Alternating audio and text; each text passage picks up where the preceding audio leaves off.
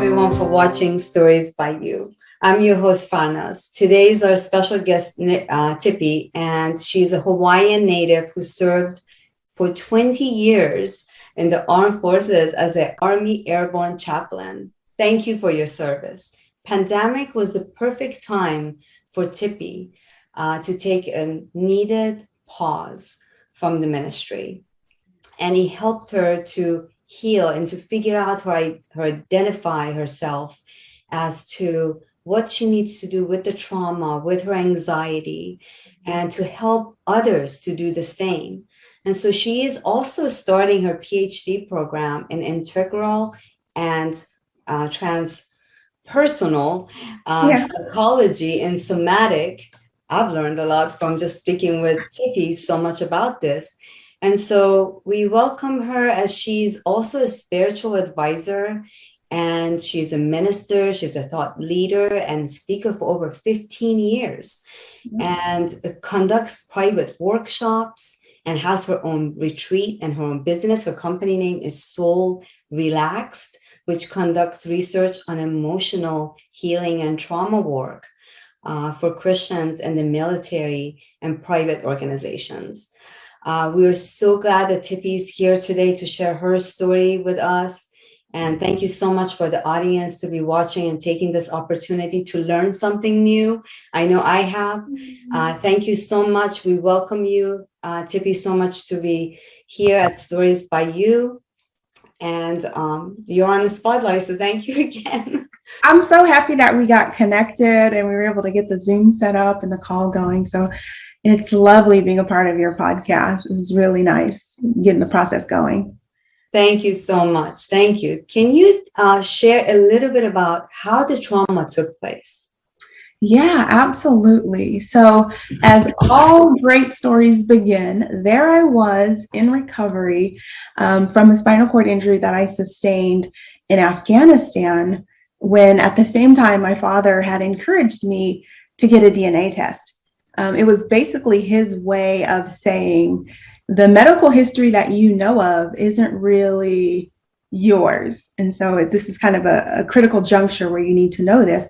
And it never had occurred to me before that we were not, the possibility of us not being related. So of course I agreed to it. And I was very much in shock to come to find all this out. And when the results came back negative, my mother had confessed that she had been raped by an unknown person. So imagine being in recovery, learning how to walk again, having 2 major invasive surgeries, and then having this identity crisis of, oh my gosh, okay, I'm a rape victim. Like, I'm not a rape victim, but I'm a product of rape. And that was something that I had to get my head around. But that wasn't the end of the story. It wasn't until actually just last year, when God revealed through a sibling DNA test that the stranger was actually a former ex-husband of my mother's and the siblings, the father of my older siblings. So it was quite a shock to realize that the whole entire time, my entire life, I had grown up thinking that my older brother and sister were actually like, we're just halves, right? So think about like the epigenetic ramifications that come from not realizing your closest relative is actually full blood. Like it was like 99.7%. And so all of this was just in the name of like family secrets. And I'm sure it was embarrassing for my mother, no stain on her. We all have things that we try to kind of guard and shield out of protection for different reasons. But these are the things that need to get uncovered so people can heal and process. And I'm not going to fake the funk. We are all still in the process of healing and kind of like, okay, how do we, this is like majority of my life. I'm like in my early 40s. So for over 40 years, I had this false narrative. So now, I have just been blessed with a second calling, and we'll talk about my first, of wanting to help others heal through similar traumatic experiences. And so I'm on the road to do that. Wow. So since 2020, it hasn't been very long since that time where you had gone through everything. So how did you find today to have peace in you and finding encouragement to move forward with your life, knowing what had happened?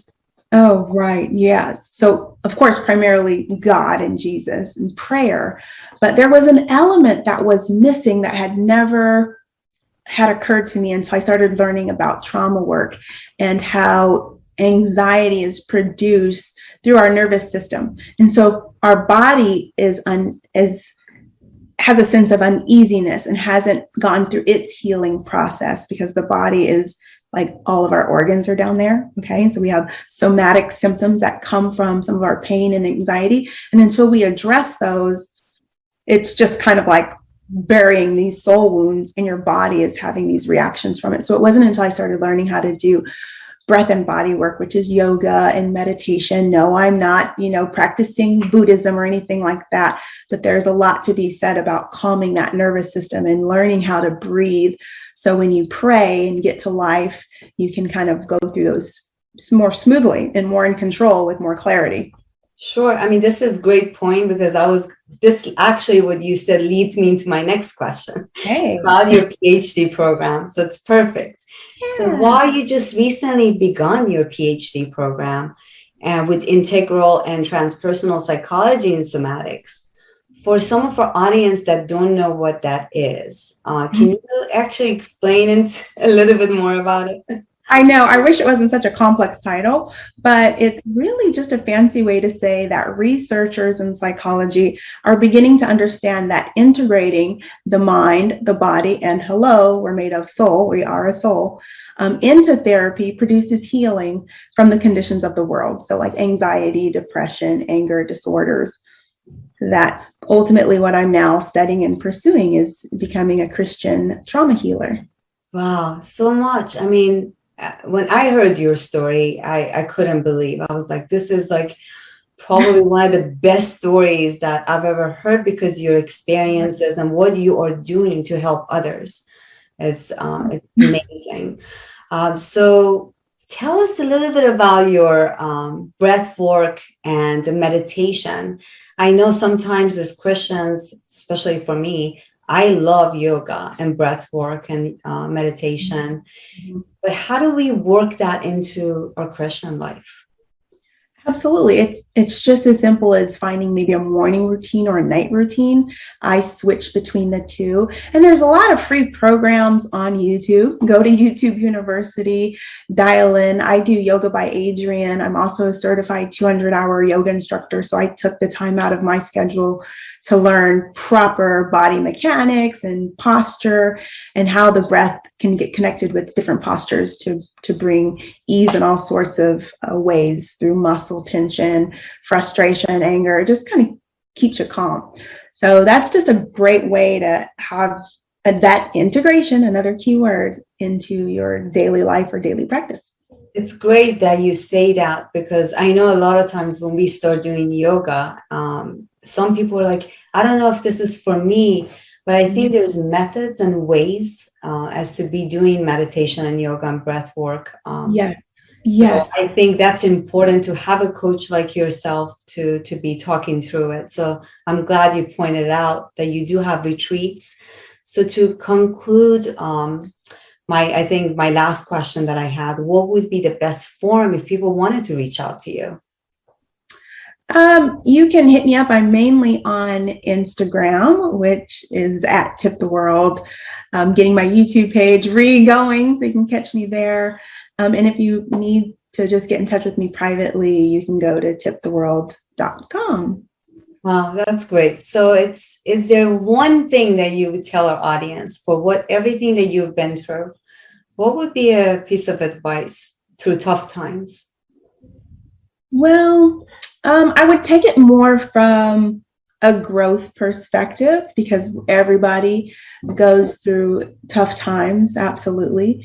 The three things that you want to do to heal and grow and have a better quality of life is to address those soul wounds, right? That's what they call them, are those generational things that we kind of left dormant.